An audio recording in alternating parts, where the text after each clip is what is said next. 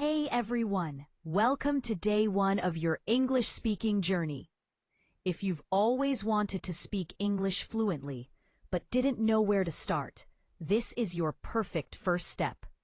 By the end of this video, you'll know how to introduce yourself, ask simple questions, and use English naturally in real life.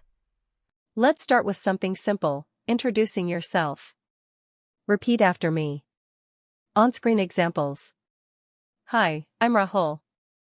I'm from India. I'm a student. I love playing cricket. Now, let's learn greetings you can use every day. Good morning. How are you? Good night, see you tomorrow. Have a great day. See you later. Now you'll learn to talk like native speakers in real life. Keycap 1, I'm getting ready. Keycap 2, what are you doing? Keycap 3, let's go out. Keycap 4, I'll call you later.